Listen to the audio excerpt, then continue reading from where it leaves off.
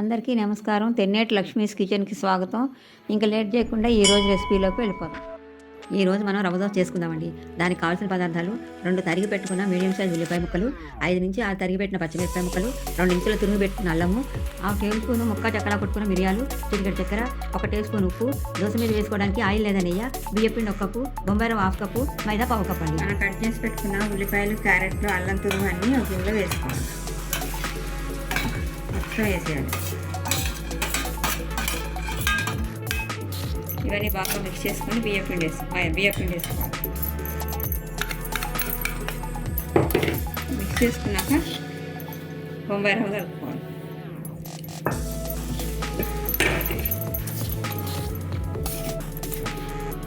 ఇది బాగా కలుపుకున్నాక ఈ మైదా పిండి కూడా వేసి బాగా కలపాలి. తర్వాత మిరియాల పొడి వేసేయాలి.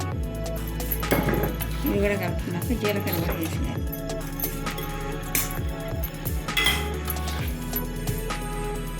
దీంట్లో కొంచెం సాల్ట్ వేసి మొత్తం కలిపేసుకోవాలి. మొత్తం కలుపుకొని సాల్ట్ మనం దీంట్లో 1 టేబుల్ స్పూన్ వేసుకున్నాం.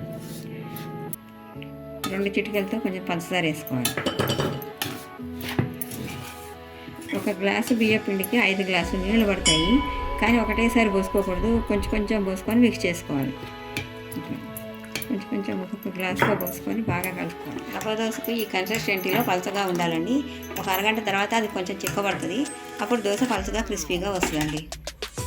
ఒక 20 నిమిషాలు నానబెట్టినండి. దాన్ని కింద మీద కలుపుకొని బాగా హీట్ ఎక్కిన పెనం మీద వీడియోలో చూపించిన విధంగా పెనం మొత్తం పిండేసుకోవాలి.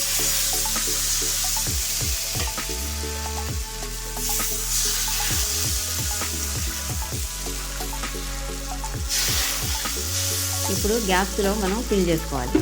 మధ్యలో గ్యాస్ వచ్చే కదండి, దాంట్లో కొంచెం ఫిల్ చేసుకోవాలి. ఇప్పుడు స్టవ్ని మీడియం హై ఫ్లేమ్లో పెట్టుకోవాలి.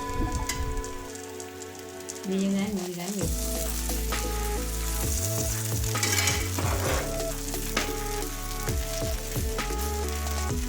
వీడియోలో చూపించినట్లు పెనాన్ని అన్ని పక్కలకి జరుపుకుంటూ ఉండాలి.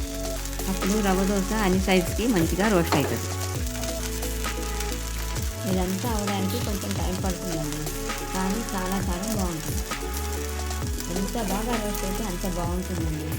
స్టవ్ని మీడియం హైలోనే పెట్టుకోవాలి, లేకపోతే దోశ మాడిపోతుంది. చూస్తున్నారు కదండి, పెనం తిప్పుకుంటూ కాల్చుకుంటే దోశ నెమ్మదిగా పలచబడుతుంది. ఇదిగో దోశ ఇలా రెడీ అవుతుందండి. మంచిగా రోస్ట్ అవ్వడం మనకి కనిపిస్తుంది. దీన్ని ఇంకా తిరిగేసుకోక్కర్లేదండి. ఇప్పుడు మెల్లగా వీడియోలో చూపించినట్లుగా ఇలా పెనం మీద నుండి దోశ తీసుకోవాలి. క్రిస్పీ రవ్వ దోశ రెడీ అండి. ఈ రెసిపీ మీకు నచ్చినట్లయితే షేర్ చేయండి, లైక్ చేయండి, సబ్స్క్రైబ్ చేయండి. నా కొత్త వీడియోస్ మీ వరకు రావాలంటే బెల్ ఐకాన్ ప్రెస్ చేయండి.